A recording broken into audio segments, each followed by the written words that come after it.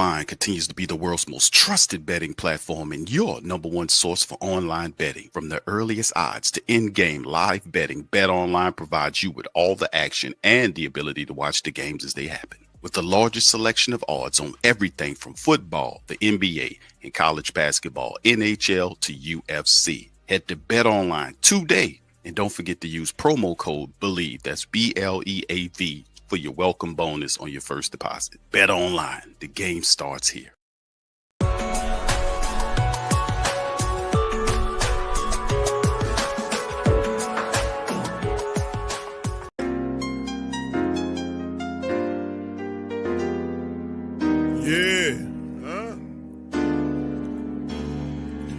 Like Benson, I'm a who that. I'm a who that. Long as I'm living, I'm a who that. Lose or winning, I'm a who that. Sports Coma, yeah, this is where we do that. Where we do that. Where we do that. Where we do that. Where we do that. Where we do that. Boogie like Benson, I'm a who that. I'm a who that. Sports Coma, this is where we do that. Where we do that. Welcome, welcome, welcome. Somebody please better help. Running this thing like elf. I thank God every day I'm not a felt. Go to YouTube Live with Big Q and the guys. If you ain't ride or die, the bandwagon get flipped. Been marching in, that was way for the ring. I was yelling out your shade for the championship. Bucking on town, duck down. Falcons, pluck, get shut down. Panthers ain't much touchdown. The vision really belong to us now. So much hate on the Saints, you could probably tell. Ever since Bounty Gate hit the NFL. When things seem fishy, then you probably smell the crooked referees or Roger Goodell. Yeah, probably like this, and I'm a who that. Every day I'm living, I'm a who that. Lose or winning, I'm a who that. It's the Sports Coma, this is where we do that. Where we do that, where we do that, where we do that, where we do that, where we do that. Boogie like this, and I'm a who that. It's the Sports Coma, this is where we do that. You're listening to the Sports Coma with Big Q and the guys on the PRO Media Network.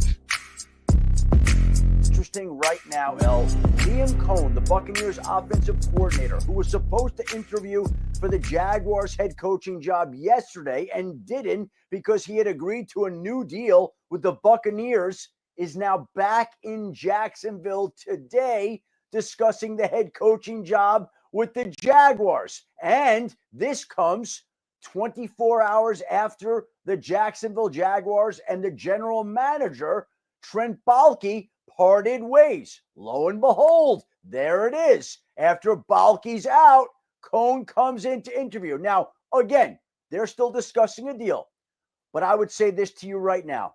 It is hard to imagine that Liam Coen is going to go to Jacksonville, talk to that team today after agreeing to a deal with the Buccaneers, and not figure out a way to get that deal done. So right now, I would say he is the leading candidate to become the next head coach of the Jacksonville Jaguars. Jacksonville moving swiftly after firing and moving on from Trent Baalke yesterday to resolve the issue that they have at the head coaching position and minimize the damage that they incurred by waiting from moving on from Trent Baalke.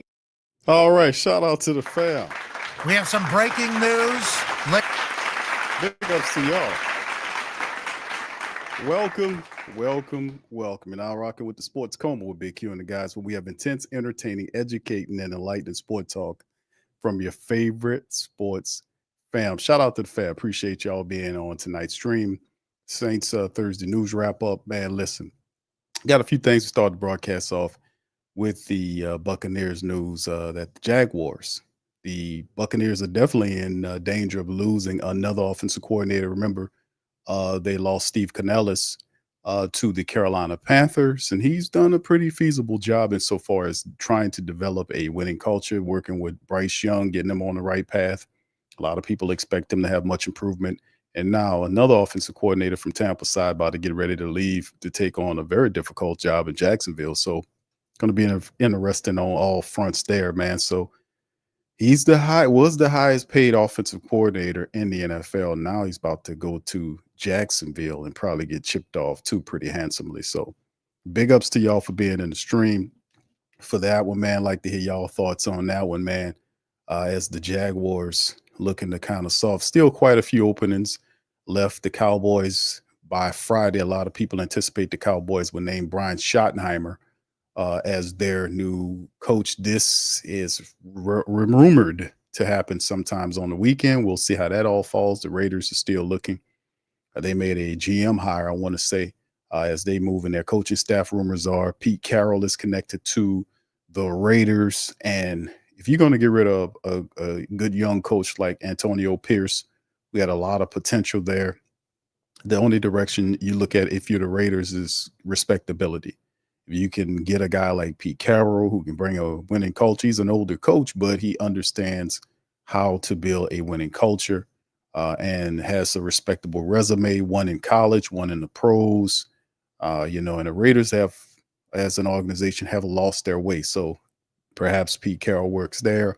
And of course, the New Orleans Saints are still in the process of going over and looking for people to potentially join their ranks. And of course, we knew that this was something that was hedging to happen in terms of the Saints already, where they were considering these alternatives here. This is a Shefty's tweet that he had not too long ago about the fact that the Dolphins defensive coordinator Anthony Weaver flew in today to interview tomorrow. So that's that information. And of course, Giants offensive coordinator Mike Kafka flies to New Orleans on Friday for an interview for Saturday.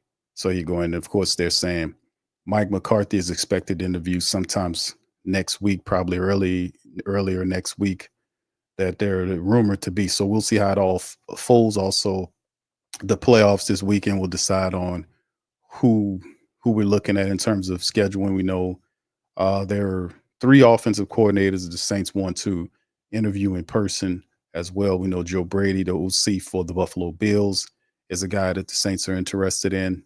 Also, we realize and know that offensive coordinator Kellen Moore is a guy that the Saints are interested in. And we know that Cliff Kingsbury is also the other offensive coordinator. He's the Washington OC that they want to interview as well. He also let them know that, hey, man, I'm not interested in an interview right now. Let me kind of focus on trying to get my team to the Super Bowl. Let me see if I can handle that. But somebody going to kind of conk out right there and give the Saints an opportunity to interview him perhaps. So we'll see how it all goes, man.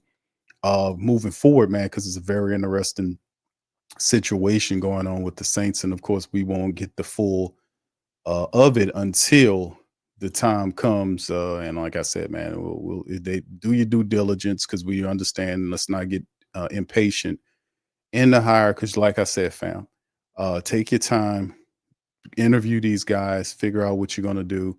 If you can expand the search, try to expand and interview some people, because in the long run, whoever you're going to hire, this guy, you're going to have whoever this person is for the next 4 to 5 years.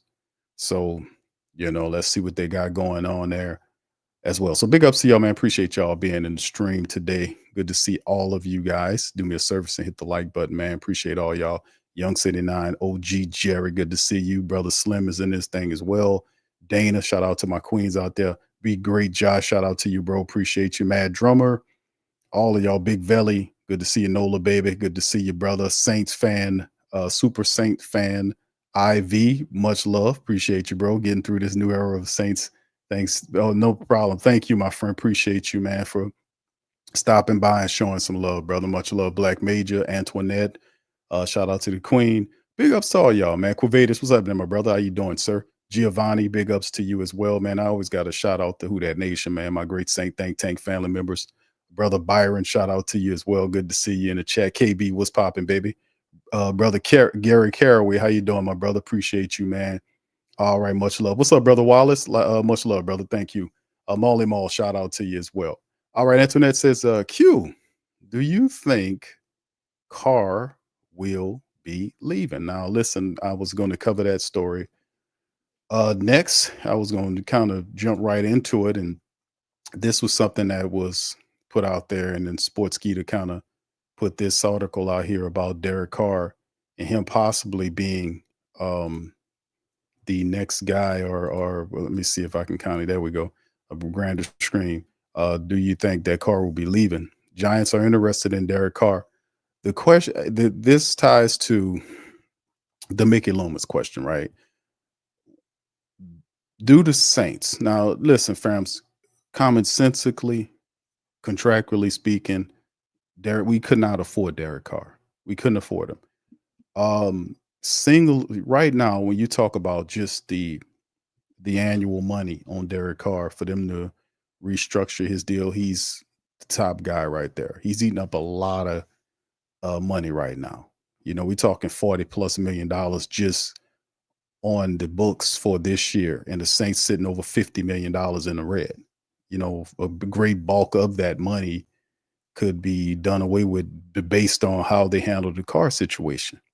Now, if you had an imaginative general manager who really wanted to open and expand his mind on ways that he can help the salary issues with the Saints without restructuring Carr's contract, because that's a no-no. We don't want to restructure Derek Carr's contract, even though it'll free up a great deal of money. It will kick him, that you will be attached to him into 2026. And the Carr experiment, to me, it doesn't work unless your offensive line is serious. And we have a line that is not that good. Now, Eric McCoy, and I've said this before, for my people out there, McCoy is probably the best of the bunch that we have. I like Tyler. He's young. Penning has potential, but his technique needs to be improved. Cesar Ruiz, it had one good year, and he is not going to improve more than what he is right now. What you see in Ruiz is the best you're going to get. I don't think Ruiz improves and becomes an all-pro and a Pro Bowl or whatever you want to call him. I don't see that from him, you know, because at times he don't know who he's blocking. He doesn't look strong at times. He doesn't. Now, he's athletic. He can run up the field. He has some positive plays, but overall, I don't think he'll become an all-pro Pro Bowler. That's my thing on Cesar Ruiz. He got a lot of flaws in his game. The left guard position with Lucas, that's a backup. He ain't supposed to be a full-time starter. McCoy getting hurt all the time, that's a problem. So at some point, they're going to have to recognize that the offensive line is an issue, and they have to fortify the line. The backup line is ridiculously garbage. Ali Udo shouldn't be on this team. Landon Young did not do enough to say bring him back. The backup offensive line, Shane Lemieux, whatever, they are trash. Okay, no disrespect to these guys, but you guys are garbage. Okay, man, let's just get it on out there. You guys are bad. So the Saints will have to build that offensive line. In order for them to do that, they have to see that offensive line needs to be improved. They really do. So the reason why I bring it to the line is because you're going to need a strong line with a strong running attack to help Derek Carr out, for real. Because number one, he's extremely scary. Let's just be honest with you. The guy is scary. He can't, when guys get around him, he gets nervous, throws the ball away. They know that you can rattle them very easily. No disrespect to Carr, man. You scary, bro, out there on that football field where guys get within a few feet of you, you're throwing the ball up for an interception. So, I mean, he's easily to decipher with his game, meaning that he stares guys down. He can be picked easily. And I like his arm strength and all that sometimes, but man, the only way right now is you getting an older quarterback that's very expensive, and the guy he gets hurt every year. You're going to have to help him out by giving him a strong offensive line that can run the ball, and he needs to have a weapon at the tight end position. Juwan Johnson had a decent season, but going forward, I don't think the Saints looking at re-signing Juwan Johnson. They might want to go in a different direction. At number 9, they'll have a fantastic top-notch tight end that'll be available. Whether or not they want to take that step or not, I don't know. But you can go in the second round and get a fantastic tight end. I will go through that in another show when I break down the tight end room, because they got a few tight ends that's actually pretty good. But anyway, as far as that's concerned, if you're not going to build a line and operate through a power rush attack, which gets Derek Carr into the play action, you might want to consider moving beyond Derek Carr. You might want to move beyond Derek Carr. And the money alone would indicate that. Now, what would be the hang up on that? Well, that goes back to Mickey Loomis. Mickey Loomis, is he interested in trading Derek Carr? Derek Carr told him he's not going to take a pay cut. And I'm not mad at him for taking a pay cut because he did not put a gun to the Saints' head and tell him, hey, man, sign this contract and put me on this team. They went after Derek Carr twice.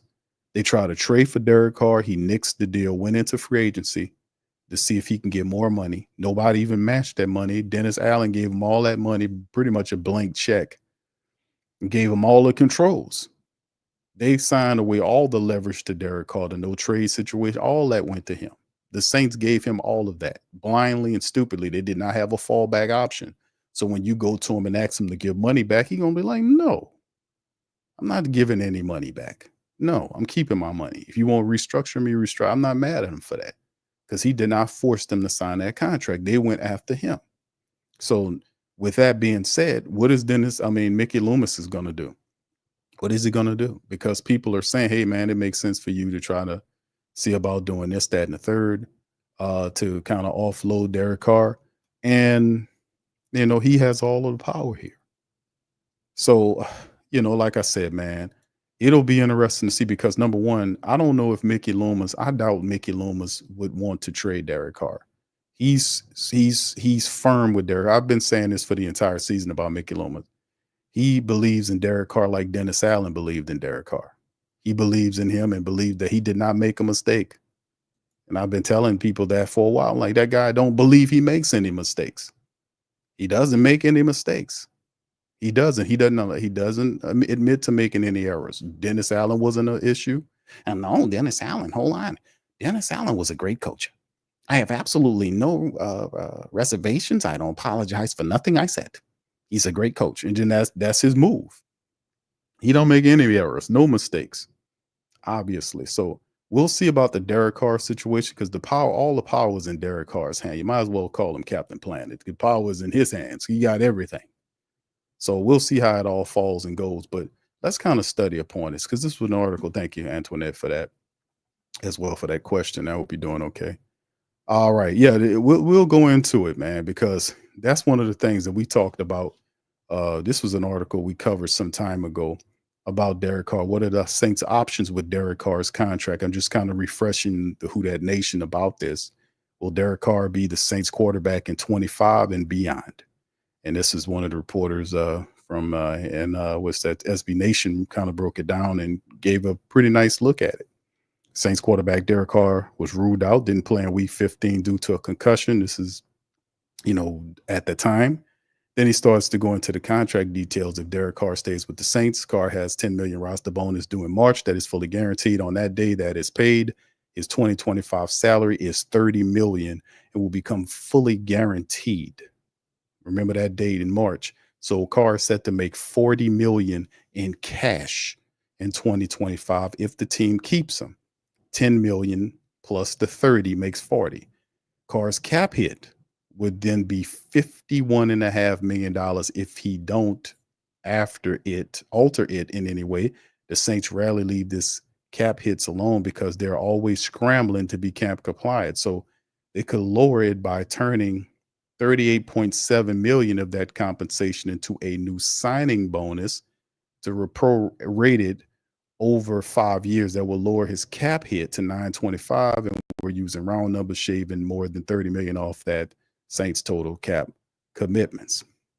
Right? The restructure ties Carr to it. That's why people don't want to do the restructure because they don't want him beyond 3 years. This will be his third year coming up. The contract details if Carr is released by the Saints. Carr is going to be 34 this offseason, and he has missed several games this season due to injury. Even so, he doesn't look like he's lost a step with similar numbers across the board to his previous season. If, however, a new coach comes in and wants to change at the QB's position, the Saints could release Carr. It would be petty. It'll be pretty tough on their cap situation, though. For starters, the Saints owe Carr $10 million roster bonus in March, whether he's on the team or not. The Saints have paid Carr $60 million in the last 2 seasons, but only accounted for just under $20 million. The difference of the $41.1 million will need to be accounted for if Carr leaves the roster via release or trade. When you add $41.1 million to the $10 million, Carr's dead cap hit would be more than $51 million. That's essentially equal to what his cap hit would be if he was on the team. They designed it that way. remember this is what we talked about, like the leverage. And remember, I just talked about the contract, and all of this favors Derek Carr, and none of it favors the Saints, right?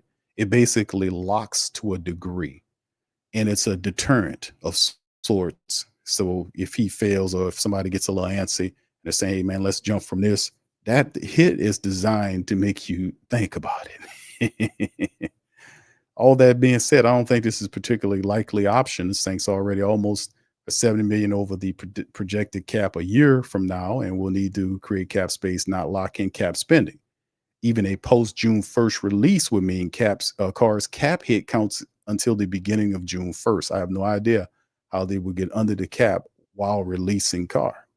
Contract details if Derek Carr is traded by the Saints. There is no trade clause in the contract. I've heard differently. Some people said he has one.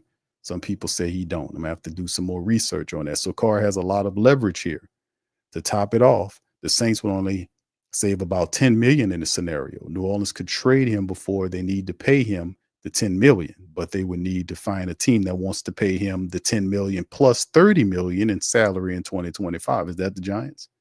Who are rumored, according to one of the insiders, to say that, hey, man, they could be interested. Now, they do have a chunk of change. The Giants do have $50+ million to build that roster up. So they got a high draft choice. They're number 3 in the draft coming up.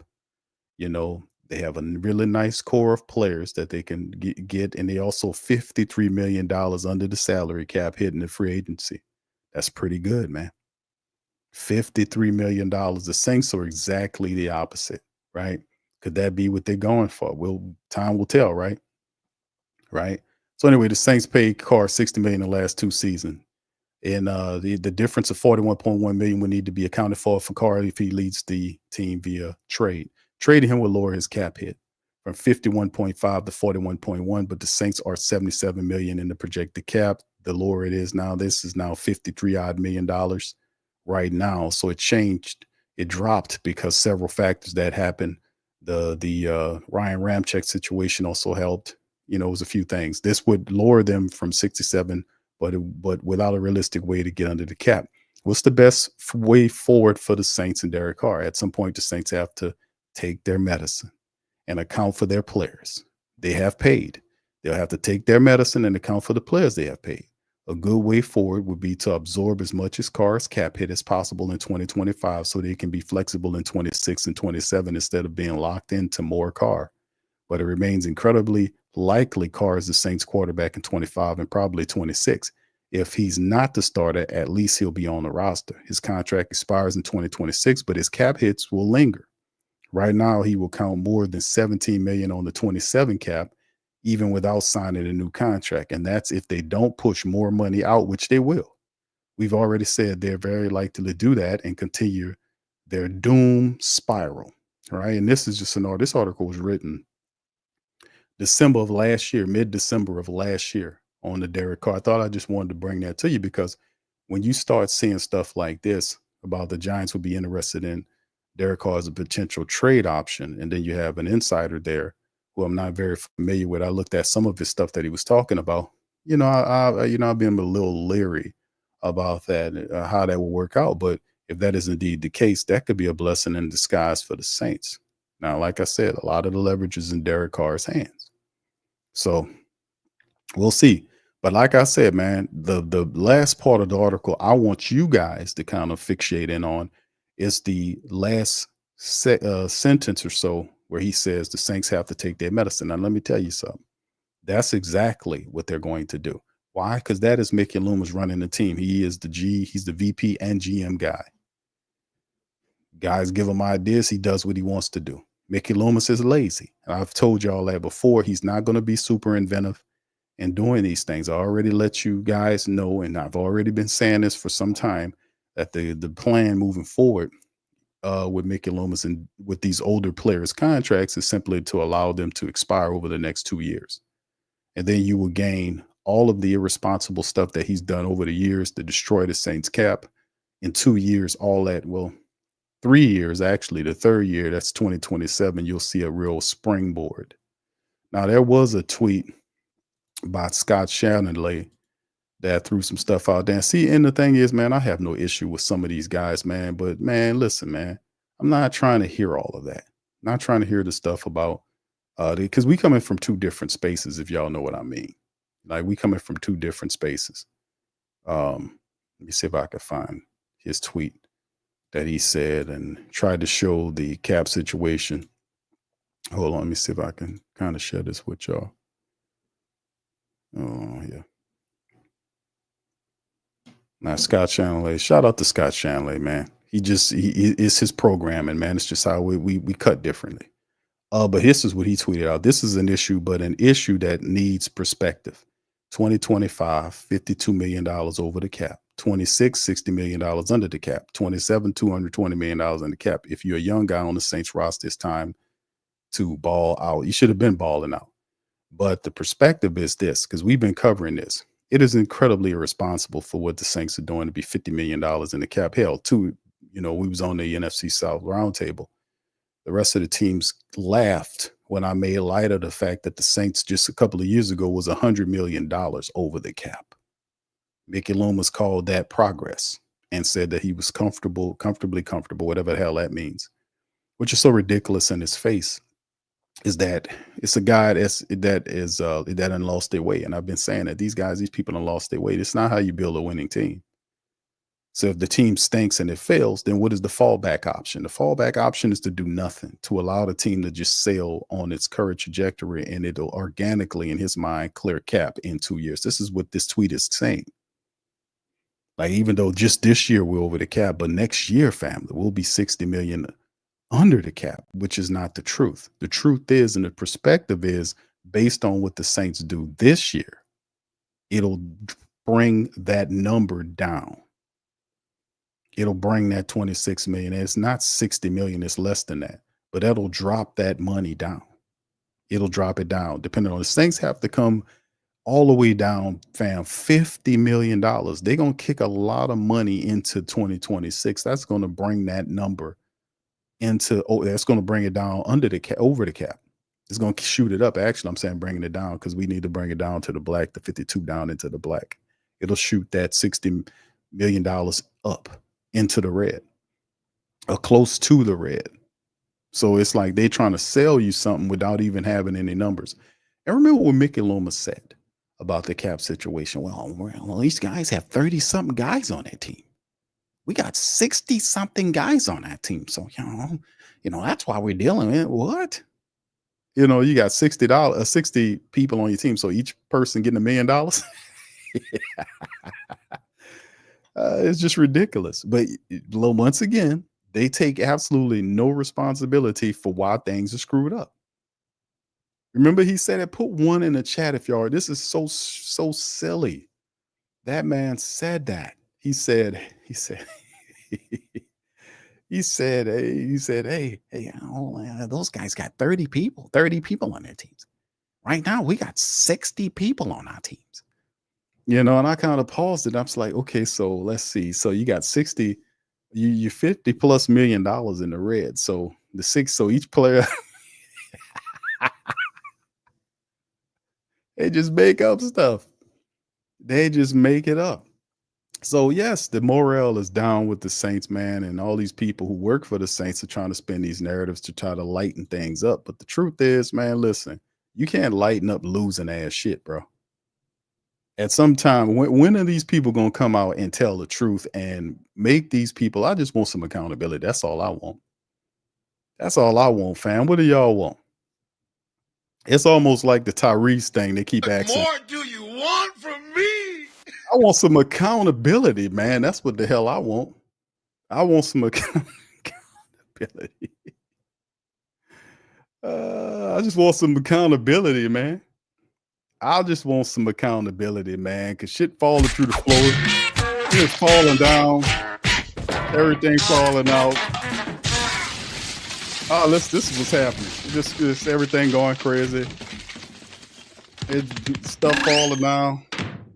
All kind of crap rolling over. Oh my goodness, what's going on down there, Mickey? What's happening, man? And then it's just crazy, man. I don't know what to say about none of this, man. It's just insane. One way you slice it. What more do you want from me?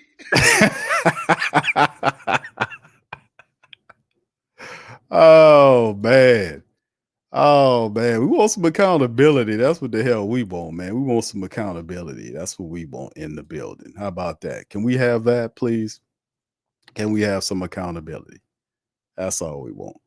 But yeah, that's the idea for the car situation, man. Is the point is, I've heard a lot of the trade rumors. I don't exactly know or think. Well, better yet, I do know, fam. I don't believe for a second that Mickey Loomis is going to trade Derek Carr. I just don't see that. His route, his lazy man route, is usually to do what he's been doing, which is just allow the contracts to go. The Saints people at the top are completely blind. They're greedy. And it's what it is. They allow Mickey Loomis to do what he does, and they're going to play blind man games and roll around and let the guy that screwed it up fix it, which he doesn't think he screwed up. So I don't get what they're trying to do, and it's a very confusing time. It's a very confusing time. That's right, KB, Captain Planet. Yeah, y'all remember. You remember it. You remember. Jack says you got to admit your mistakes. You will just keep making them. And what mistakes? What mistakes are they making? You know, what mistakes? Jack, explain it. They're not making any mistakes. You know, what did Dennis Allen tell you? What did Dennis Allen tell your ass? Dennis Allen told you, he says, the way I look at it is, I didn't fail. They just wanted somebody else. And I'm like, what? And I said, boy, I told y'all these people are insane. I told y'all they're crazy. I told you these people are morons. They're idiots. They're crazy. You know, that man said that, man. That man sat up there and said that. And I said, what? No, brother. No, we you know, that's not true. But this is what we got to do. But anyway, shout out to y'all, man. Big ups to y'all. This is not going to be a long stream. I just wanted to talk at y'all for a few minutes. See, Bama, shout out to you. Good to see you, man. Jack says, Mickey is so smart. He got us 5-12. Nah, it's the injuries, bro. Injuries is the reason why the Saints failed. You know, y'all know that. It wasn't Mickey Loomis. It wasn't him tearing up the cap. It wasn't bad quarterback play or inconsistent, bad head coaching, unaccountability, fractures in the locker room, off-code coach throwing his team under the bus several times, stuff like that. None of that had any bearing to do on the losing and the terrible, crappy culture. None of that. And nobody makes any mistakes. Nobody makes any errors or any problems at all. And it just is, right? It's just injuries. Injuries was the main reason, you know. People don't want to talk about it, but it was the injuries. Trey says, but if we trade Carr, we may be alive in about 5 years instead of 10. Once again, y'all are mauling about things that are commonsensically. We have a guy who really don't see the need, don't believe that the team lost because of bad coaching. The coach was fired because of, you know, the guy really don't think the coach, he wasn't going to fire the coach if Gail didn't step in. Doesn't see any issue with this old team that is in the cellar. It's just, I don't know what to tell y'all about that, man. It's just commonsensically. And I don't see him trading Derek Carr. I mean, I hear what they're saying. They're interested in it, but I don't see that happening for Mickey Loomis. He has to have an imagination to want to do that.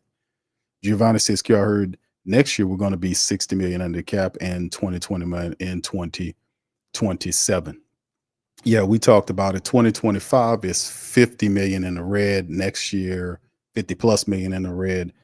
Next year, the number is going to change, bro. So don't get locked in on that number. That is an ever-changing number based on what happened this year. That number will come down or go up, rather, in terms of going toward the red. Not to confuse anybody in the up and down language of of going into the red or into the black. But, you know, if you're going under the cap, which means that's where you want to be. You don't be over the cap, so that would indicate a direction of up. So that number that we're talking about in 2026 will go up. It will go up, which is in the black now, but it will go up toward the red, if you know what I mean, based on what the Saints do. And like I said, they're saying what they're saying. It was that number, but fam, we $50+ million in the red right now. that money has to go somewhere, and it doesn't disappear. It just travels into the next year and the year after that. So that you remember that, bro. 2021 and in 2027, you'll see a surplus because all these guys that got all these big contracts will be relatively off the team. So you won't have any of these big name players. A lot of these guys are going to be gone. They're going to be done playing for you. So you're going to have basically a new team that you will have to use that money for to go and either draft or go see if you can lure free agents here. You become all the old stuff, the old team that we've been dealing with over these years, sticking with these old players are great. That changes greatly in 2 years. So a lot of people want to kind of hasten this situation where let's just get these guys out of here and then accrue picks to build our team smartly through the draft. We got a good job of doing undrafted building. We do a really solid job in the undrafted side of things. We can look at that and can kind of, improve on the draft situation, certain free agents you bring in, that kind of stuff. But that is not the approach the Saints are keeping. They're trying to keep whatever they're doing right now alive, and they believe that they're a contender. It's just the injuries got in the way. That's literally what they think. That's the truth. But yeah, don't get too caught up in that 26 number because that number is going to go closer to the red depending on what they do.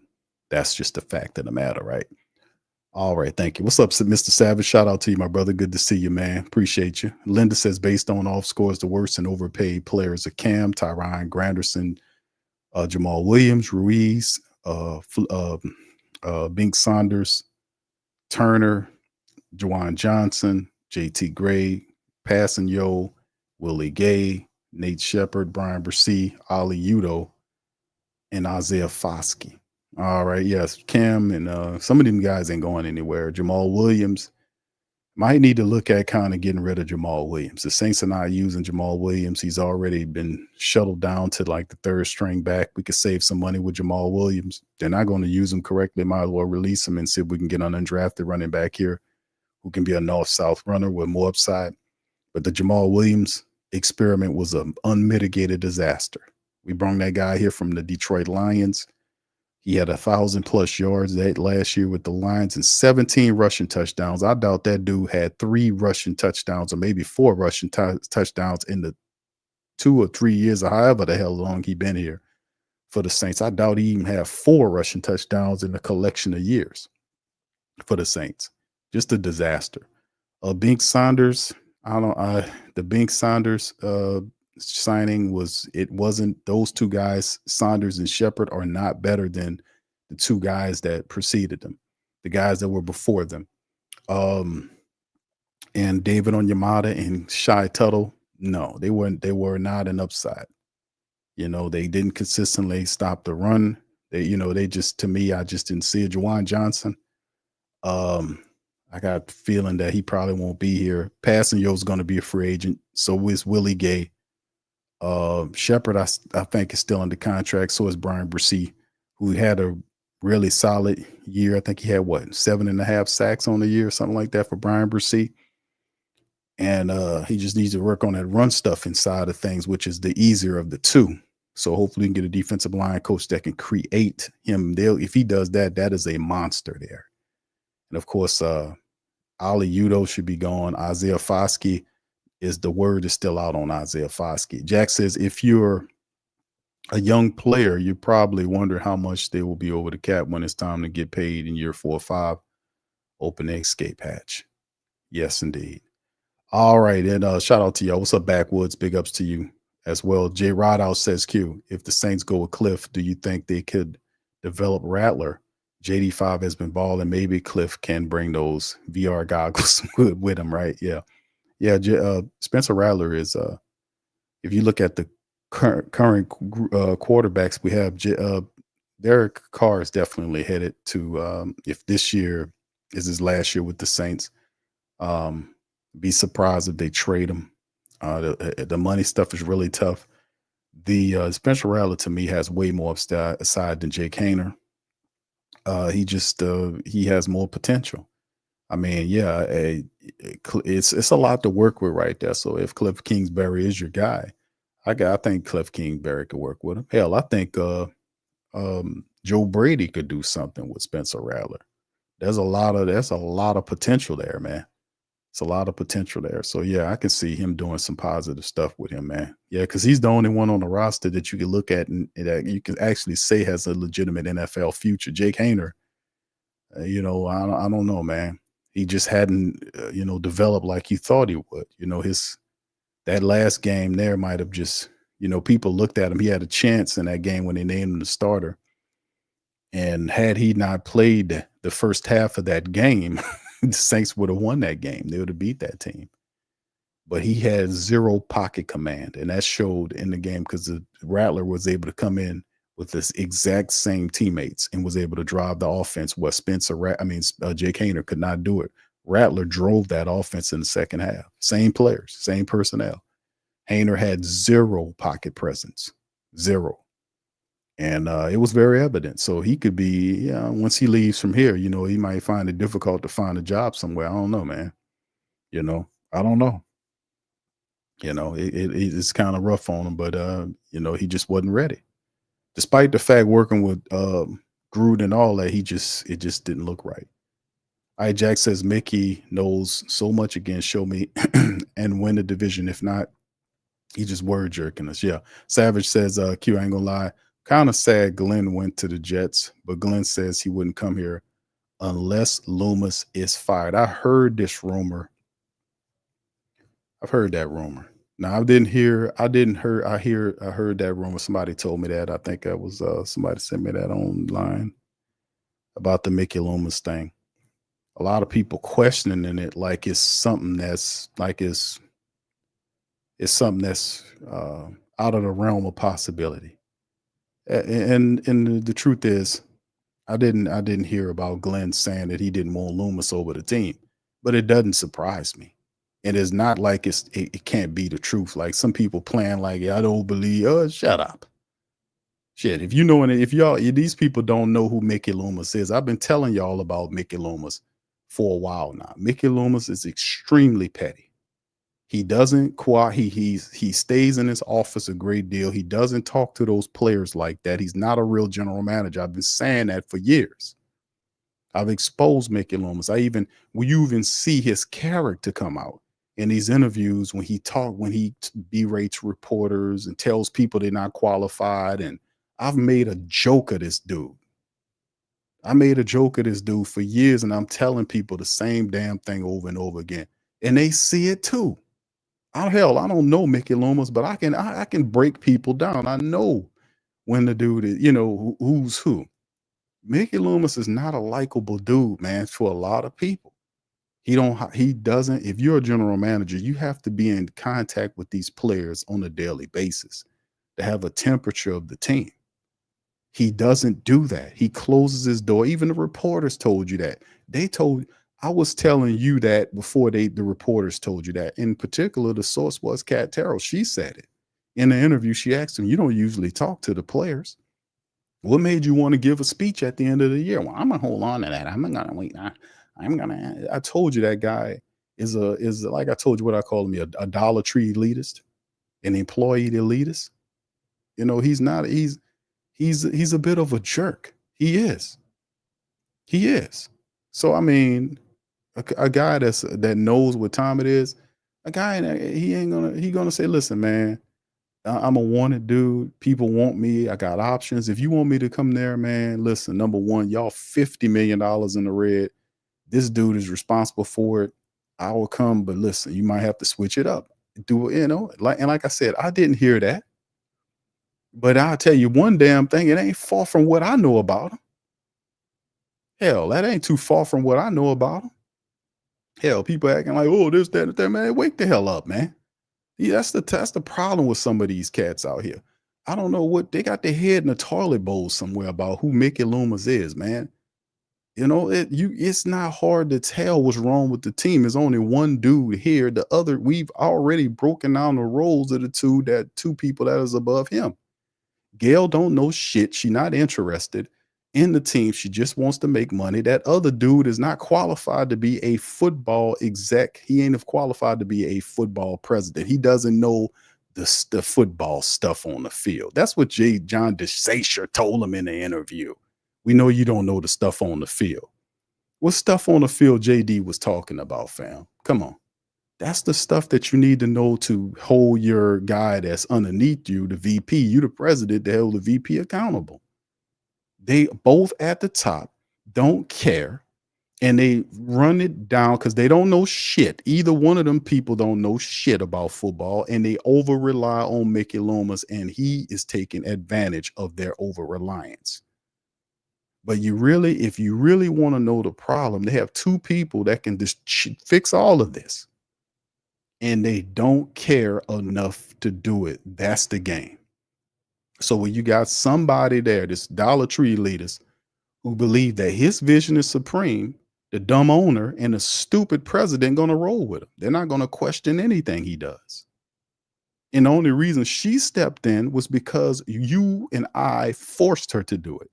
Because we were not going to the games, and we were telling them, hey, man, you either fire this guy or we boycott you. And they fired that guy because they did not want him to get in the way of the money. This is the truth. It's very easy for these people to fix this problem. All they have to do is to bring somebody in to overlook the team and go through the team. Like I told you, companies do this all the time. Like a little comptroller comes in and looks over the books. You can have somebody come in and evaluate everything. They'll talk to the players. The players will tell you everything you need to know. Then you give a recommendation to the ownership and tell them, here, this is the recommendation based on, we talk to your personnel, we talk to the support base, we talk to the people in the building. This is my recommendation. This is what they think about it. But until they do that, they letting you know off top. If you fire Dennis Allen, if Gail Benson get up off her ass and she forced what's his face, Mickey Loomis to fire Dennis Allen, and then doesn't do anything after that, but just walks up to the line, tells him to fire him, and don't do nothing about the changing the team, then what is that telling you? What is that telling you? These people don't know and they don't care. You don't put that guy in control and he don't even know to fire the dude, and the dude on a 7-game losing streak. And every year he comes out and lies about injuries and fools believe it. So, I mean, what can I tell you? It's not far from what I know about Mickey Loomis, because any real football guy not going to want to do business with him because he's the main reason why the team is failing. He doesn't have the guidance. He doesn't have it. He doesn't believe in accountability. It doesn't apply to him. He can do whatever he wants, say whatever he wants, and dumb Lauscher and Gail doesn't say anything. This is true. So, you know, that's out there, man. That's 100, man. That ain't no surprise at all, man. That's not a surprise for people who don't know what time it is. That's a surprise to them. But hell, y'all been knew that. Come on, y'all been know that's a problem. Man, it's a problem, man. The reporters know it. They've been reporting on it. They can't say it because they don't want to get their shit took from them. But the reality is, because he will do that. If you say mean stuff about him, you got to know how to dress him, you got to know how to talk to him, or you won't talk. Like how he did Bobby Hebert. Hebert was asking the question the supporters know. And then he stopped talking to Bobby Hebert and had Mike Hoss, who's a New Orleans Saint reporter, to interview him from them Tuesday or Wednesday interviews that he's required by contract with WWL to do. We know that because prior to, several weeks before the end of the season, the Saints signed a deal with WWL. That was one of the that's in the contract, that he does a middle of the week, either a Tuesday or Wednesday interview with WWL. So he stopped talking to Hebert because he didn't like the questions. This dude is petty. I told you all that. So it's not a surprise, man. Nobody don't work with that guy. Come on. Who wants to work? He got all those general managers in there. He holding up 2 positions. You got Kai there. Won't you turn the general manager position? This guy is doing whatever he wants to do. And I'm not mad at him, because you got 2 idiots above him that's letting him do it, because all they care about is money. They don't care about no winning. Y'all didn't get that by now. We got a trophy we won over a decade ago. The shit on top in front of their building fading out. Y'all seen the whatever the Super Bowl the year it was on the front of the Saints building on Airline Drive, faded like hell. That's like, man, they don't paint that shit at all. They living off of that one trophy. They're not trying to win anything. They're not even trying to tell y'all we trying to get to the Super Bowl. They don't even say Super Bowl. They don't even say it, do they? They don't say Super Bowl. And then the only person sit up here mad is you. The players are not mad. The players are not mad. The only guy that was pissed off was Marshawn Lattimore. He ain't pissed off now. Right now, he won game from the Super Bowl. He ain't pissed off. He was. All these other dudes smiling, giving, let's get Rizzy back here. Man, get the hell out of here, man. 5-12 ass team. We ain't taking no suggestions from no 5-12 ass team, man. Get out of here. The whole boat needs to be turned over, man. That's what I'm saying, man. Stop listening to these players, man. I told y'all, check these players, man. They getting paid to do, they wanted the easy way. A lot of these dudes want to make the money to offer you the easy way. Don't let nobody make no money off you the easy way. You make these people earn this money from y'all. That's what I'm saying. Just if you want to turn this shit right, you're going to have to do what needs to be done. You're going to have to dig in and use your discipline. You're going to have to level up off that zealot shit. And you're going to have to use brain power, and you got to check these players and let them know we not no fanatics around here. We supporters, we stakeholders. And as such, we going to hold you to a higher standard. When you start doing that, the whole dynamic change. Let's switch our roles here. That shit was good for 5 to 10 years ago. Now it's a different movement. If you want to see change, you got to change. You can't do the same thing. Being a zealot don't get you nothing. Don't get you no respect or nothing. You're a stakeholder and a supporter, because they're taking your tax dollars. If you live in the state, they're using your tax dollars. If you're in the city, you might not even like the Saints. They still taking your money for them. So, I mean, yeah, like I said, man, it's big stuff out here, bro. We need to get on that level. That's when you start really impacting them, So anyway, I'm not surprised by none of that. I've been saying that for a long time about the Saints. Y'all know that, man. For people who want the truth, hear me and understand that the problem is Gail Benson and Dennis Lauscher. Lauscher is his boss. Dennis Lauscher is not interested in touching Loomis, not because he can't, he won't, because he don't want to rock the boat, because they're getting paid. That's the truth. They complain about injuries. The last 3 years, I'm going to play matter of fact, tomorrow or Saturday, I'm going to come back and play a montage over the last 3 years of Mickey Loomis on these end of the season press conferences. And he's saying the same shit every year, blaming the failure of the Saints on injuries 3 years straight, while sitting in front of a Oshner health banner.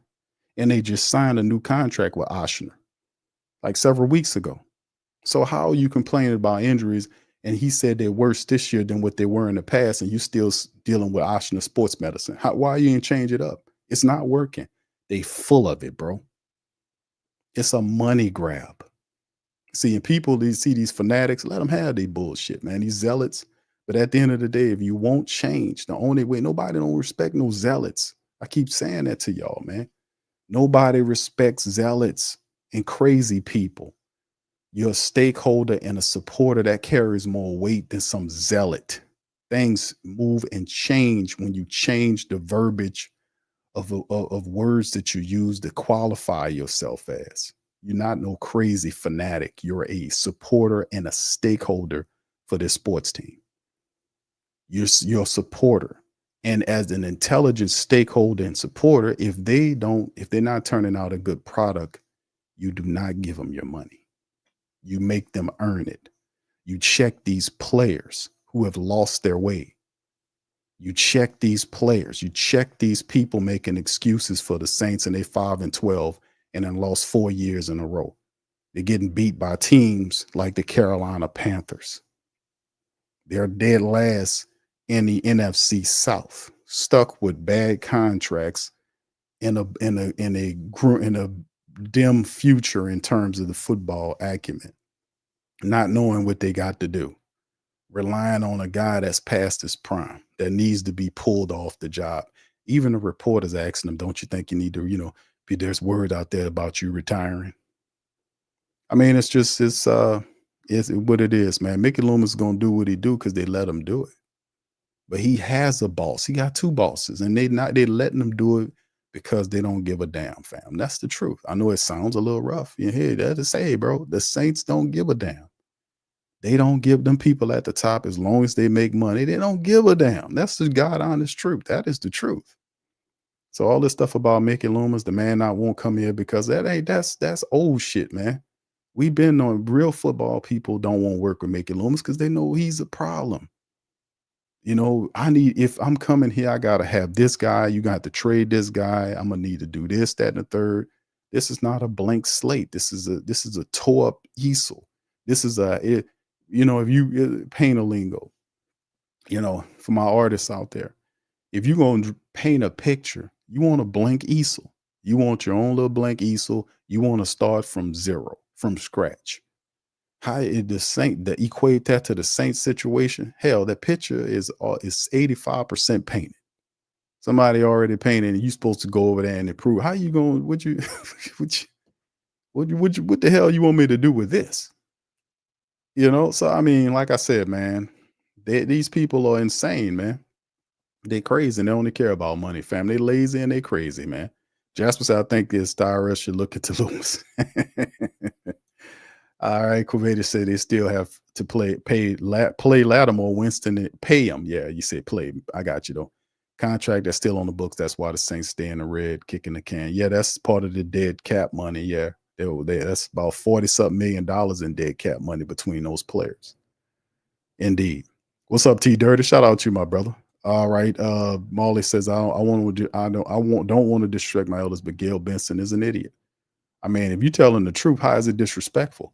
Mad Drummer says we finna have a trash roster this year, don't you think? It depends, bro. It depends on a lot of factors, man. It's like I said, we sit up here. I studied this team.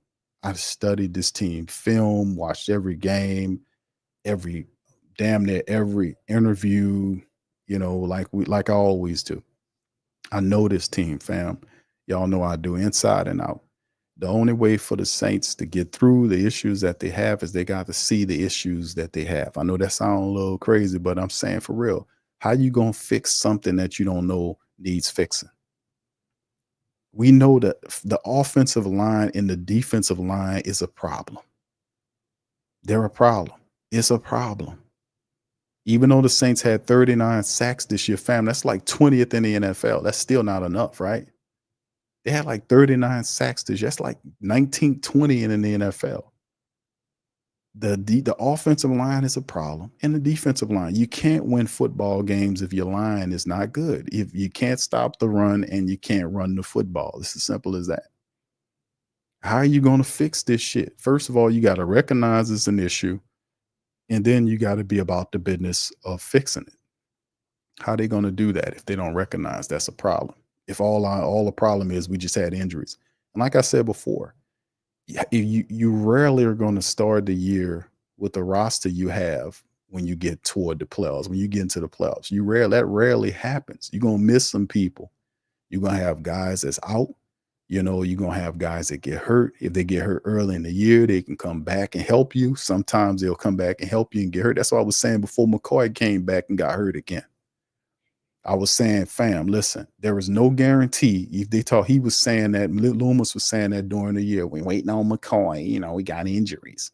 And I was like, listen, man, you can't wait for a player to come back off of injury because there's no guarantee that a player can get hurt again and be gone. And man, that's the exact thing that happened with McCoy. He came back, played a few, you got banged up, missed a little bit, came back, got hurt, and he was done for the rest of the year. Lucas Patrick was in and out of the lineup, and Lucas is a backup. He shouldn't have been a starting left guard. But they were counting on Nick Saldiveri, another guy that couldn't stay healthy. So we were lacking a lot. We didn't even have a true backup center. They had to go peel off a backup center from the Jets practice squad. They didn't have a plan for a backup center. That's the truth, fam. That's why they struggled those several games after McCoy got hurt. They didn't have a bona fide backup center on the roster that they could slide to. They had to reshuffle the line. That's how trash and stupid these people were. But we don't hear none of that, though. We don't hear none of the bad decision makings about the roster. We don't hear none of that crap. All you hear is injuries because these people are full of it. But, like I said, man, it depends on what they see. And if all Mickey Loomis is telling you all it was injuries, that's the reason why we failed, because we won the first 2 games. I'm like, man, shut up. What you talking about? You won the first 2 games and you couldn't reproduce it Even when you got healthy again, you couldn't reproduce that because the NFL only need a handful of games before they figure you out and shut you off. Then you have to adjust. And the Saints were not a good team about adjusting. They weren't. They wasn't a good adjusting team. So if a guy if you're a fighter and you got a Ryan Garcia hook, you know, he got that hook, that right hook. And if that guy takes that hook away from you, man, what you gonna do then? If he neutralizes the hook, what's your second punch? What's your counter punch? What's your plan? And for many of the games, the Saints couldn't do it. They should have beat Philly. They should have beat several teams during the year, but after that, they couldn't put full games together because they were not disciplined. Why there was no talk about the non-disciplined Saints? What about the talk about his injuries, but what about the pre-snap penalties the Saints had? All the pre-snap penalties that they had. They didn't mention that in the in-season press conference. We seen a shitload of pre-snap penalties that hurt the team. We seen a boatload of drop passes. We seen a boatload of missed blocks. We seen a boatload of dropped interceptions. We seen a boatload of missed tackles. We seen missed kicks. We seen a lot of poor stuff going on, but we had heard nothing about none of that stuff. All you heard was injuries. Everything I'm saying is a fact. People not serious, man. So yeah, we gonna see what happens, man, because he stockpiled draft picks because he understands that they're not gonna be a player like that in free agency. So I mean, you know, it's just what they're doing. And people listen to me, they say, damn, Q, such and such. I'm like, listen, fam, this ain't me doing this shit. Understand this. Some of these crazy people out here, understand this. I'm reporting to you the word on the street. This is not, and the shit ain't fluffy right now. You're going to hear hard, real fact. I don't have fluff. If it was a good situation, it's positive. I'm telling you it's positive. I'm telling you the realness of the situation because this is what it is right now. We're in a dire situation with this team. They don't know what they're doing. They don't care about winning. This is a hardcore truth because if they did, they would be turning over the administration. They would be bringing in new people at the highest level to fix it. They're not doing any of that stuff. What they're doing is what they've been doing, allowing Mickey Loomis to run the team into the ground, and they don't care. Gail doesn't care. Lausch is too dumb to care, and the rest of these people are just collecting a check. Them people know Mickey Loomis is out of his depth. A lot of the players know Mickey Loomis. The coaches know Mickey Loomis doesn't know what he's doing. You know that. If you can see it from where your vantage point is, you don't think them players know? He didn't even recognize when the locker room was fractured. He was sitting up there believing everything Dennis Allen was saying and doing. He rolled with the Dennis Allen over the players. Where was he at when Dennis Allen lied to Jameis Winston about putting him in the game once he got healthy again? Where was he at then? Why didn't he smooth out that situation? He's never where he belongs, if you think about it. The whole Marshawn Lattimore thing that was going on, where was he at to smooth that out? You see what I'm saying? That's what general managers are supposed to do, family. Don't y'all understand that? They're supposed to be evaluating that team to know the temperature of their team. If there's issues within the locker room, he's supposed to be on top of that to smooth that out so the team can get back to winning so it don't impact the locker room. This dude actually did not discipline Dennis Allen when he threw his whole team under the bus after the Atlanta game. He rolled with him, and then when he went into the locker room to talk to the players thought they were going to fire Dennis Allen after that game. That's what James Hurst said. But he then berated the players on Dennis Allen's side. The guy's a moron. What can I tell you? We got an idiot running the team, and it's just his movements show you that. It's just what it is, man. So, Marley, I wouldn't be, being no disrespect, but it is what it is. You call a spade, man. It's what it is. These people are fools. They crazy. Linda says, Hayner filing for unemployment. T. Durst, I say we push Carr up the big hill, put him in neutral and let him roll down fast. Okay. Jay says, got a future in taking. Yeah, not really, bro. Yeah, I don't know, man. It's kind of weird. Saints for Life says Grantham was a terrible defensive line coach.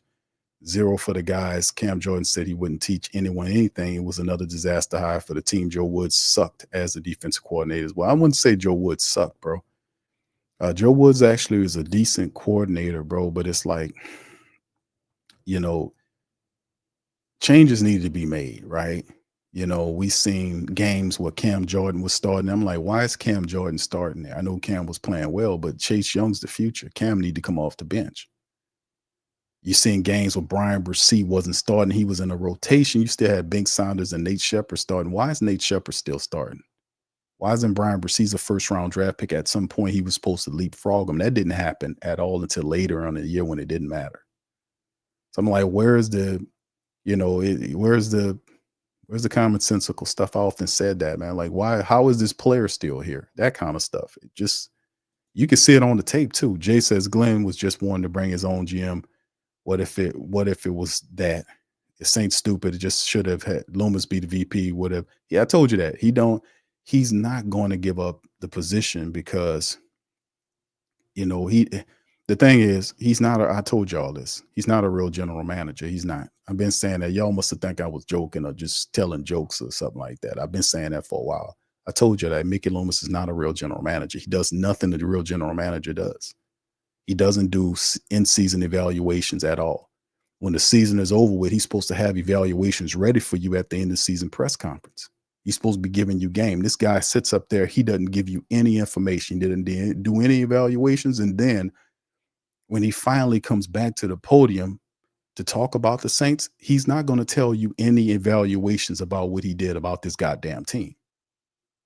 So like I said, the guy is negligent in their duties, but these lazy, crazy people, that's his bosses, let him do it. So, I mean, man, what can I tell y'all, man? None of this, all of this is the same. Mickey Loomis, it doesn't know what he's doing. He doesn't.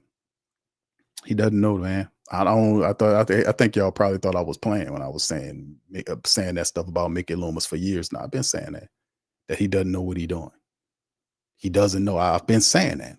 I've been saying it over and over again. Put one in the chat if y'all heard me say this year after year, that I've been exposed Mickey Loomis. I've been told y'all that Mickey Loomis doesn't know what he's doing. I've been explained to y'all that he's not a real general manager. I've been showed y'all and played for y'all videos when a man said he doesn't do in-season evaluations because he's emotional. When they win and when they lose, he's emotional. So he just doesn't do in-season evaluations. Put one in the chat if you heard me say that a million times. I've been telling you this guy doesn't know what he's doing. And they're letting them do it because they're stupid and they're lazy and they just want to make money. That's where we are right now. It's sad, but it's what it is. LM says Q is Kai and H and X. He said X is an old man or just good at pushing money down the road. We don't know. Kai, from what I know about Kai Hartley, is that he is a solid young assistant general manager. He knows what Mickey Loomis taught him, how he knows about the contracts. We know that he's obedient. He doesn't step outside of his lane. I know that for certain. You know, I know he don't step out outside of his lane, but Mickey Loomis is in control. He has two of the most powerful positions in the Saints organization. He ain't the owner and he's not the president, but he's the vice president and the general manager. That's two powerful positions that has a chokehold on personnel decisions that's going on with this team. So it ain't hard to tell who's the problem, but you don't really know truly how good and how strong Kai Hartley can be in the Saints organization because they do not have any intention of making him anything more than what he is right now. And Mickey Loomis told y'all last year that he can do this for another 10 years. He told you that. Avis says, what's up, Q? What's up, Avis? How you doing? He says, why do you think Brian Flores is getting no interest? I don't know, bro. 4 years ago, the Saints brought Brian Flores in for an interview, and they don't, they're not looking at him. I like Anthony Weaver is a good player, but listen, a good point to that could be the fact that he ain't getting those many interviews, bro, because it could be possibly dealing with the lawsuit he filed on the NFL. They tend to don't like you very much if you sue their asses. And remember, Brian Flores and several other black coaches put a lawsuit together and sued the NFL. And I think they got chipped off for that.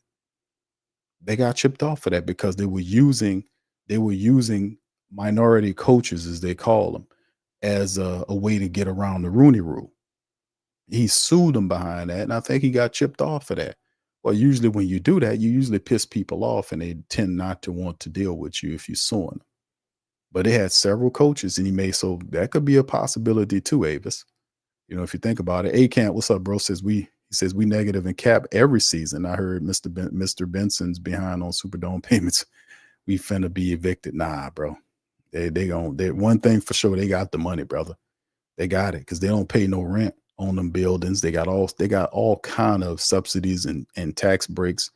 That's how a person able to become as wealthy as they are. Like if you look at some of these billionaires, man, these people are not as innovative as you think. They just have access to loopholes that your money can't reach. They know how to do it. It's like this is a regular game. Like for the common Joe or James Schmo that work for a living. You incur everything that goes on. All of the taxes and everything that go, you pay for all. You don't have a tax haven.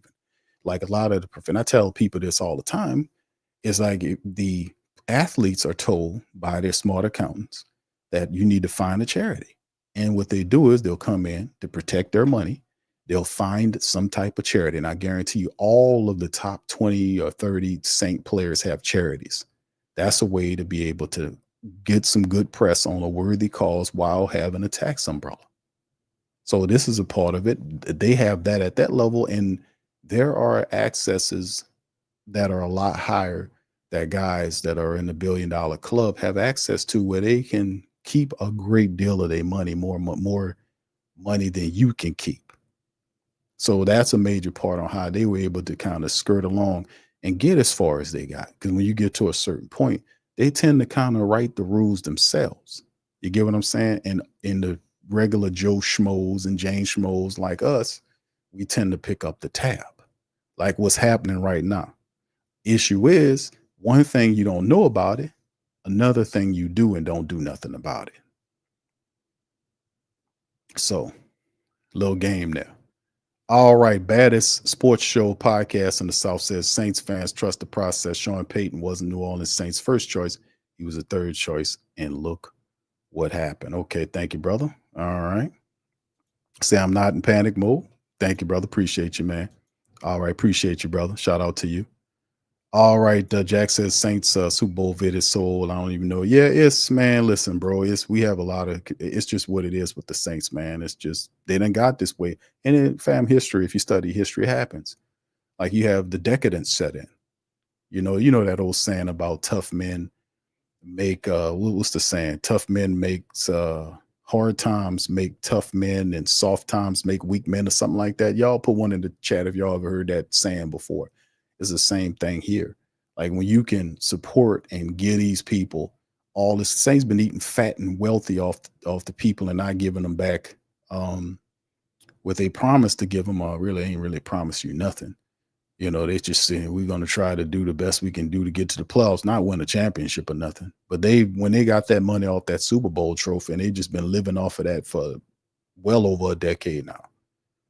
That's what they're happy with. They understand. That's what I was telling family members, like, hey, man, they got people at first, and you can watch them over history. They were actually making moves, like trying to do something. Like you seen Philadelphia.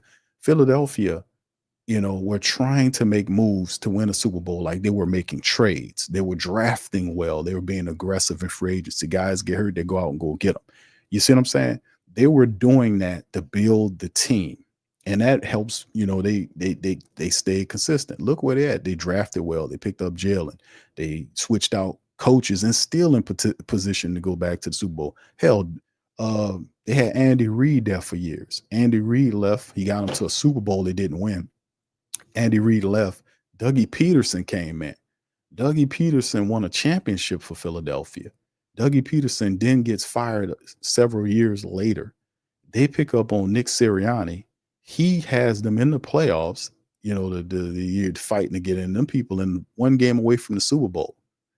And several years ago, they just won a Super Bowl. Now they have a chance to play and get to a Super Bowl again with a different coach. What are they doing? What are they doing you're not doing? They're being aggressive. Their energy and their vibe and their movement showing you they're about trying to win a chip. You can see when a team is active and move in a certain way, they are trying to be competitive. The Saints are not doing none of that because Mickey Loomis doesn't have that type of energy. He is comfortable doing what he's doing, and nobody except for you is pressing these guys to do better. But when you press on them and get mad, they got people that have come out that they're paying for these former players to tell you to have faith and everything's going to be fine. That's what they tell. They're paying these people to tell you that. They're paying them. So when you hear these players talk, understand that this is an agent of the team. They're not trying to hear. A lot of times you're telling them, hey, man, you need to do a better job. A lot of them dudes don't want to hear that. They just want to make their money and go into their lives, and they be smiling and doing all that shit. Go check them out. None of these guys are upset or mad, because to them it's just a check. A lot of these guys just doing it for a lifestyle. They're not serious like you are. You need a player that's matching you, somebody that's pissed off that they only gave you 5 stinking wins this year. They went back from 9 to 5. And you got people smiling, including the general manager on the press conference, smiling and smiling and laughing and stuff. What's all this laughter about? Why are these guys so happy and you only had 5 wins? What's all this about? You see what I'm saying? It's a difference in the energy. The energy is not the same, man. They're not matching the energy. What's up, Dr. Gray? How you doing, sir? Brother Toy, how you doing, fam? Appreciate you. Big ups to you. All right, Baddest says, I guess its fans have no hope. Q, what's the part of us getting a new coach if it's all a GM to make? No, don't take it like that, brother. It ain't about the hope. The thing is, listen, you got to embrace the truth. The truth is what frees you. So regardless of where the team goes from here, it ain't about no hope. You got to have truth. That damn the hope. The hope ain't shit. You got to have truth, man. Keep the truth. And the truth is, this is where the team is, because this keeps you from having heartaches and breakdowns when the season comes. Knowing exactly the temperament of your team doesn't mean you're in a hopeless situation. The truth gives you clarity. I ride with the truth, man. The truth, the Saints are not in a very good place right now. And we'll see how it all plays. It ain't got nothing to do with no hope. It's about results, fam. You don't let me break out Dick Gregory, y'all. Don't make me break out the Dick Gregory thing about hope. Do I need to break out the Dick Gregory thing about hope? What Dick Gregory said about hope? Do I need to play that? Y'all put one in the chat if y'all want to hear what Dick Gregory says about hope. Oh, don't make me break out that, brother. And he get a little animated about the hope situation. Dr. Gray said in the season press it was a complete waste of 40 minutes. Someone who was brand new could have given more light, info and insight than saying they were going to wait for a new head coach. That's right. Negative noise. There you go, Slim. Yes, indeed. Yes. He said the interior lawsuits over with Brian Flores. When I get, they sued him before that. He got the job after the fact, but don't think for a second they're not aware of that. You suing the league in any capacity, they take light of that. OG says, man, I'm late. We trading Derek Carr, wouldn't care who we get. We'll have to see on that, brother. They said teams are Wallace, Tomlin's not available. Yeah. What's up, Colorado? Shout out to you, man. Yeah. Dr. Ray says I was supposed to stop watching the last few games, but I wanted to see if the Saints players would step up. Look like a preseason game at the end of the season. All right, Jay says Eagles don't have Mickey. That's what they're doing. Yeah, that guy Fleece is their general manager. Fleece Mickey Loomis every time he tries to trade. I told you he would nothing. Richard, what's up? Richard says if Glenn said he did not want Loomis, I'm sure Peyton told him the Eagles are where they are because of the gym. Yeah, Howie Roseman is the man's name. All right, the family said they won't hear Dick Gregory. I'll play him, bro. Y'all cover y'all ears on some of this because Dick Gregory gets kind of hardcore in his analysis. But listen to this, what he thinks about hope. Here we go. Ain't no hope. I don't give no fucking hope, man. Hope you gonna pay your goddamn rent. Hope your car work. Come on, man. Ain't no but bullshit. No, I'm just saying I think a lot of black people are being brainwashed. It ain't got nothing to do with them. Okay. In here, huh? That's who you are. And when you find that out, huh? I know I'm not going nowhere. If you hope don't work. You never heard no rich, powerful motherfucker say hope. Hope I'll win the war, but a fool. The real folks know they're going to win the war before they start, except they don't count in the universe. Universe. There's no such thing as hope. All right.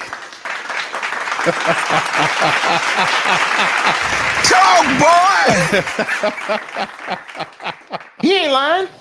Oh man, that's Dick Gregory, man. Shout out to Dick Gregory. Rest the power to that brother, man. He always gave you the real deal, man. He always told you the truth. I hope y'all enjoyed that one.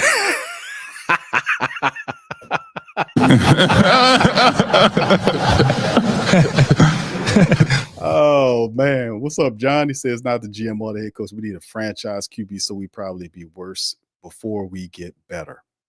He said it's not the general manager or the head coach. Oh no, brother. We'll see. We'll see how it all goes. We'll see. All right. Yeah, this is true, man. Yeah, Richard says Loomis said that he and Peyton were opposite. That is the truth. Loomis is fat and happy. Peyton wants another one. Yeah, he said, what was it? He used the term, damn it. Can't remember exactly what he said. He said that he's overly patient. Yeah, that was a term that he used. He says overly patient. I'm like, no, you just lazy. And there's no excuse for a general manager to not do in-season evaluations. That's when your team needs them when they count. If you oh man, I tell you, man. What more do you want from me? I'll tell you what, man. It's incredibly crazy to hear with him when he talks like that. Man doesn't do in-season evaluations because he's too emotional when they win and too emotional when they lose. That is completely psychotic. Crazy, man. Absolutely insane. But that's pretty much Mickey Loomis in a nutshell, man. He's kind of out of his mind. But like I said, the whole situation comes down to accountability. So whoever you are going to bring in, and remember, the general manager is going to pick the guy who he likes. And a lot of this is not unrestricted or he's unbounded. There are certain things that as a head coach, he's going to have to take, or agree to, right? Because the Saints are not a blank easel. They're not coming into this thing like if you was going to the Jets or the Giants, right? If the Giants job was open, they got $50 million plus in cap. They got really good young players. They got something that they can work with. So you kind of unbounded because a great deal of it is to turn it around. You got to be able to have access to revenue to be able to, or money to be able to turn the team's fortune around, to bring in the players that you feel like you need to be able to have the ability to make trades to improve upon the team. Because you have several ways that you can improve your team. You can trade people to bring in the right people you want. You might have to move around and release some cats. There's certain things that you got to do. Access to free agency, this type of stuff. And they're, coming into the situation, you're pretty restricted in many regards. Like with your quarterback, you're stuck with a quarterback you probably might not want to work with. You might want to have your own guy, so you kind of limited with a lot of stuff that you want to do.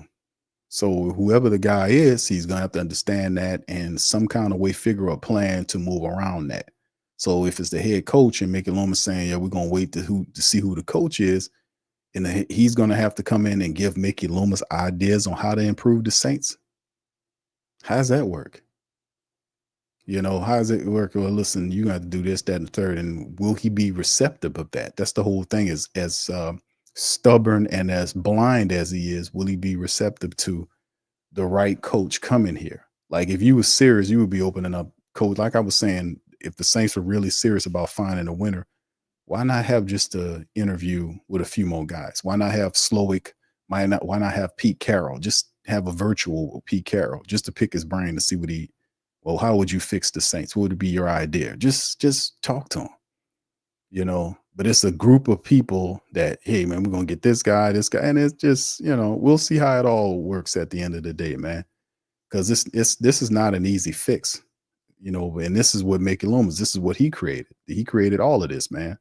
So the coach will have to come in and tell Mickey how to fix his problem. We shall see, fam. We'll see.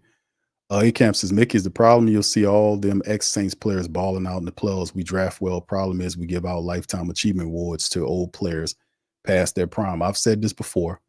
I've said this and I continue to say it. It is unsustainable. David Griffin word, right? It's unsustainable to have a team as old as the Saints that's $50 million in the cap and sitting in the cellar of the NFC South with younger teams that are better than you. The only reason you're justifying keeping older players is because they were supposed to put you in contention. You're supposed to be either in the NFC South champion or a runner-up to it. None of that happened. You finished in the cellar. So there's no justification to keep this old-ass team together. It really isn't. It's a hindrance at this point because it didn't work out the way it was supposed to work. So you have to destroy it, break it apart, and bring as much money as you possibly can together so you can begin again. The problem is, I don't know if Mickey Loomis, matter of fact, I think he's not receptive to that idea. He more is receptive to the idea, keep old players until 2 years from now and they'll fall off organically. So I don't know, man. This is a weird situation. Richard says, I don't think Loomis wanted Peyton. If I remember correctly, Mr. Benson really likes Sean more than the others. Well, I don't know why y'all bringing up Sean Payton. Why y'all bring that's kind of asking about Sean Payton. Well, I mean, he said he did, but remember he wanted, I think if my memory serves, he liked McCarthy more than he liked Sean Payton because McCarthy was here for 4 years as the OC with Haslett. So he kind of knew him longer. So he had a comfortability with Mike McCarthy. Only problem is McCarthy didn't want to come to the Saints. He wanted to go to Green Bay, and which is where he went. He ended up going for 18 years and won a championship there. He was up there for 18 years. So he obviously made the right choice to go to Green Bay. And then Sean Payton wasn't the second favorite. It was Gary Kubiak. Remember, Gary Kubiak was in the mixture too for the deal. Gary Kubiak was the guy that Tom Benson brought in. He liked Kubiak because Kubiak had the 2 championships as a backup quarterback, and he had 2 championships as an offensive coordinator under Mike Shanahan's Broncos. So he had the hardware as a player and the hardware as a coach. The only problem is the Texans gave him a nice contract. He asked Tom Benson to match it. Tom Benson said no, and then there goes Sean Payton. It wasn't a beauty. It ain't something glorified like the Sean and the Saints was made for each other. That is not what happened at all, man. The same shit when I say Sean Payton's origin standpoint, I also talk about Drew Brees. Drew Brees didn't want to come to New Orleans. He wanted to go to Miami. He came to New Orleans because Nick Saban, who was the GM and head coach at the time, chose Dante Culpepper over Drew Brees, and Drew Brees came to New Orleans. So this is how it happened. It happened that way. They paired up and got a Super Bowl ring, had a lot of great years. You know how it fell into how it came together, but those guys were looking at resumes, fam. That's what they were looking at. Mickey Loomis has never changed. He does the same things over and over again. That's why we're getting the same results we've been getting. Good, Colorado. Good to see you, fam. Hope you're having a good day too. All right, yeah. Charles Lee says Zach Bowen, Chauncey Gardner-Johnson. Yes. Let's see. Kalani says sell Carr to open up the cap deficit. Stay with our Timu Mahomes, okay. Saint for Life says Zach Bowen is not balling out. All Loomis says, well, he couldn't get on the field with what we had on the team. Yeah, because he wanted to start. He told him that though. When they offered him a contract, he says he's interested in the starting position, and Saints only offered him a backup slot, and he left, and it worked out. He said, "Wait, what you can't find time for him is ridiculous. How now I see why this team keeps losing. It's all about vision, my brother." Jay Rideout says Saban said on the podcast that if he would coach again, he probably would coach in NFL. Saints should offer an interview just to leave no stone unturned. It'd be interesting, bro. I don't know how the Loomis and Saban thing will work out. I don't think Saban would take the job unless he had general manager control. That's probably something similar to what you'll see a Pete Carroll, or older coach like that. They want to have more control over the personnel. Wonder what Mike McCarthy's interview going to be like too, because a lot of these inexperienced coaches are first-time coaches. They're not asking for that type of control. Only a credentialed, resume coach with a Super Bowl would have the ability or the gravitas to ask the Saints general manager for more personnel control. Would that be something that Mike McCarthy could be saying to Mickey Loomis when they interview, when they sit down and have the discussion next week? Hey man, listen, I need more control of my personnel decision and what guys I get, such and such, based on his experience with Jerry Jones. I see him wanting more control there. So, you know, I just, and Mickey Loomis is not giving up that control. He's not giving up the control of the general manager position at all. And he's not doing anything with it. He sits on it. He doesn't like doing the in-season press conferences, but he loves having the power and being the face. He likes having the camera stuck up in his face, even though he don't have nothing to say most of the times. Yeah, so we'll see, man. So he said Saban's too headstrong. He would run over. Yeah, that'd be kind of difficult with the Loomis situation, because I think they would headbutt, because Nick Saban would want personnel control, and Mickey Loomis would not surrender that. He's not going to give up that power. I know, you know, it's just what it is. He's not going to do that. So usually you'll have to get a coach that would just have to bend toward him and have to go through him, and just unfortunate. It is what it is. All right. So anyway, fam, listen, we're going to get ready to get out on that. Listen, I hope I did my best to get through all y'all questions. I hope I answered all you guys' questions as well with the team tonight. I wouldn't really plan on having a long ass stream like tonight, man. I was just probably going to talk at y'all for like 40 minutes, but you know, when we talking black and gold, man, you know, it's real deal Holyfield. So listen, all I could tell you at the end of the day is Who Dat Nation, Great Saint Think Tank. You know, don't buy into the hope narrative. Please don't, because that leads you to despair. Like, no, it's about results. This is a very black and white thing, right? It's a result-driven business. You make the right decisions, you get the right results. It's the bottom line. Very simple. So you need a coach, whoever it's going to be. The guy has to be accountable. He has to be a guy that's a disciplinarian, has to be a communicator, has to be somebody that's on top of it, that has the answers, that can't be, be a player's coach, but at the same time, I would say like a player's coach, like a player disciplinarian type of guy that knows to keep it light at times, and when it's time to conduct and handle business, that's make it work. Not like a Darren Rizzi. You know, that's thing Rizzi issue is like they liking Rizzi because Rizzi is a guy that's not going to hold them to any standard. He's not going to bring the accountability here. That's why I don't want him here as a head coach. Rizzi doesn't need to be here. He's not going to keep these players accountable. When they're giving pathetic efforts, he's going to lie and say they're giving phenomenal efforts just to spare their feelings. I don't give a damn about these players' feelings. Let's just be real, man. I don't care about their feelings. They're getting paid real money to perform. Five wins on a season for a New Orleans Saints organization is unacceptable. That's my stance. That's my temperament. This is unacceptable. I don't care about players' feelings. I don't give a damn about what players are saying right now about who they're picking to be coaches. This is a 5-12 team. These players shouldn't have a damn thing to say. You know, and another thing is I don't like all of the laughing and smiling that these players and these coaches and this dumb general manager is doing. I think that's unacceptable, because all it's showing you that there's obviously a delineation between what we view as serious and what they see as a game. They really think it's a game. They're getting paid to play a game, and they leave it like such. They're not having nightmares or having bad days because they stunk up the entire year, and gave you 5 wins and 12 losses. It made you a laughingstock in the NFC South, where Tampa Bay has now been controlling it for 4 straight years. That's 2 years after Tom Brady retired, by the way. $50 million, an old team, and a fired coach who should not have the job in the first place, should have been fired 2 years ago, a dumb general manager with no vision.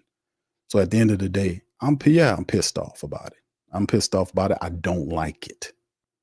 So I'm hardcore. I don't give a damn about these players, man. I'm gonna just be honest with you. Respect or not, ain't no respect when you turning out no performance like this, man. Ain't no that's disrespectful on its face to us. We are winners, and this is some bull, man. That's where I'm at with this. So I don't care about none of it, what they're talking about. That's why I keep telling the family members to check these players. Check these players and let them know that if you ain't upset about what you did on the field, because I didn't do shit. I watched you play and stink. They did this. This was their collective effort, what they gave to us this year. A complete, utter waste of time. But they smiling and laughing like it's all good because they got paid to do this. And they're getting paid to codify you into believing and having hope and faith in the team moving forward when this is a solid, real deal business that needs to be operated with common sense and logic, correct decision-making, strategic planning. That's what we are. All this other stuff about being cool with these players, I don't care about none of that, man. All I care about is you doing your job and representing the mighty Who Dat Nation in the correct fashion. That's where I'm at with mine. If you're that with that, y'all put 100% in the chat and move on this movement about checking these players when they get out of bounds with this crazy crap that they're talking about online about all this crap and bringing some sad ass coach back when you're a 5-12 ass team, because this guy here is a guy that won't be hard on him. He'll make excuses for him. Enough of this. Enough. Do not let these people make excuses anymore, is my point. I'm more concerned about how we as a support and as a support base and stakeholder base handle this situation moving forward. We need to ratchet up our seriousness and our discipline toward how we deal with this team, because we forced them to fire that coach. We need to do other things as well, because they're taking advantage of our love for our squad, our love for our city and our colors. They're taking advantage of that. And enough is enough. They're too stupid and greedy to care about winning. Somebody got to do it. So I'm asking y'all, ride with me on that. Check these players, check these people, and let them know that we are not going to support you as long as you keep losing. And if these other guys don't understand that, just let them twist in the wind. You know what I'm saying? They only need 15, 20% of us to do it. They don't need everybody to do it. But I'm saying it takes a higher degree of being a supporter and a stakeholder. Throw that zealot crap off. Don't call yourself no zealot or nothing that, man. It's time for bigger shit here. If we want to control the narrative, because we have the control because they want our money. We're already in that. We need to dig into that logic more. So anyway, I'm going to leave y'all on that. That's what I'm saying. I'm different, man. I've been doing this for a long time. Listen, fam, understand this to my young people, because my older, experienced people know what I'm talking about. Do not buy into this bullshit with these players. They got players that ride with the message and players that's just out there to collect a check. We don't want just check collecting ass players who placate losing and making excuses for a losing garbage product. We're not playing that no more.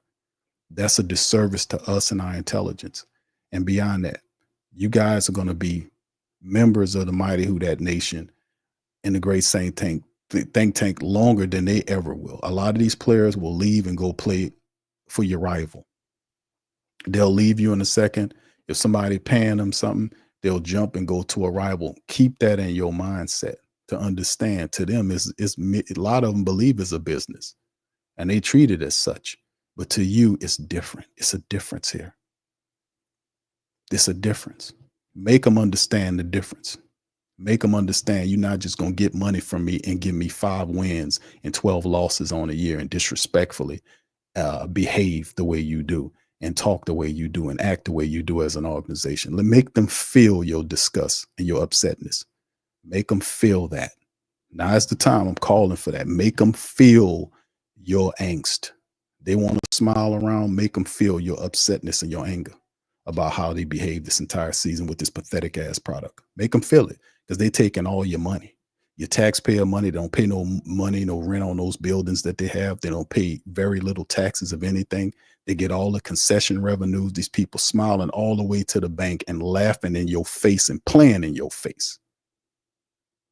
Playing in your face right now. You know, and it's enough of this disrespectful behavior, man. That's what I'm calling for. with that being said, man, listen, I'm going to get out on that, man. Y'all keep that hardcore stuff, man. Let them know. Let them feel y'all, fam. Let them feel your angst. Let them feel your upsetness, and let them know we about to ratchet this thing up. We ain't playing with y'all on this BS no more. Let them know. I'm going to get out on that. I appreciate it, man. Y'all have a nice rest of your night. I'll be back on Friday to kind of recap stuff that happened with Coach Weaver, the interview that's going on. But a lot is happening, man. So this will be a good exercise for us in the mighty Who Dat Nation. I'll let y'all on the next one. Much love. Peace.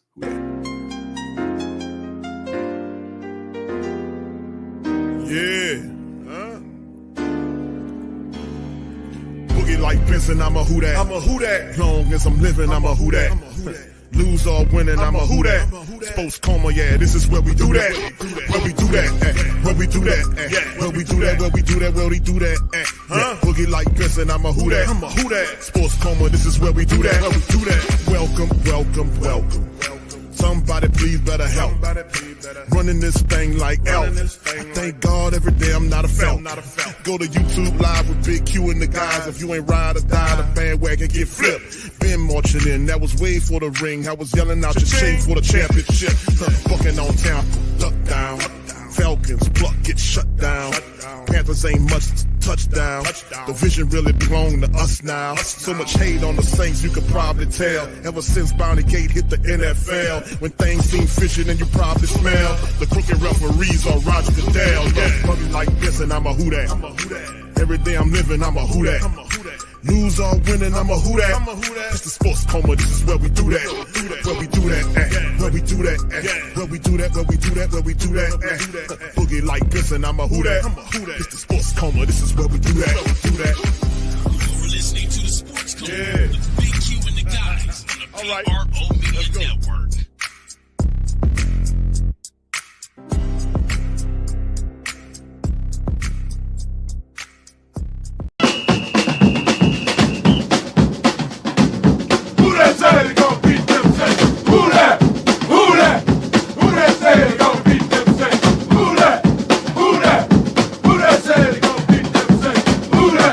BetOnline continues to be the world's most trusted betting platform and your number one source for online betting. From the earliest odds to in-game live betting, BetOnline provides you with all the action and the ability to watch the games as they happen. With the largest selection of odds on everything from football, the NBA, and college basketball, NHL to UFC. Head to BetOnline today and don't forget to use promo code BELIEVE, that's BLEAV, for your welcome bonus on your first deposit. BetOnline, the game starts here.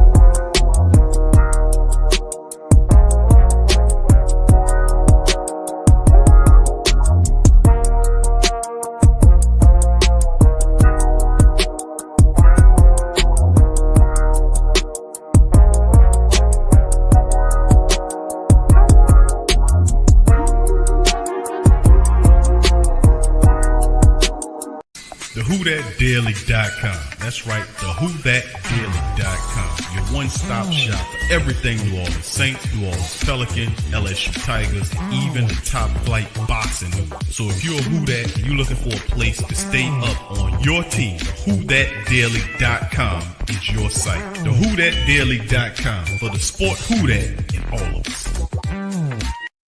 That's right, the Pro Shop is the platform's store where you can go and buy all the latest merch to support the platform. Available at the Pro Shops, we have dozens of hundreds of products available for you and your family. Unisex tees for men and women, hoodies and sweatshirts, tank tops, kids and baby items, long sleeve tees, mugs, pillows, wall art, bath bedding, face masks, phone cases, stickers, bags, fanny packs, socks, hats, and many other items. Please feel free to check out the Pro Shops. The link is in the description section below. Remember, it helps the platform continue to grow. Check out the Pro Shop and Who Dat Too.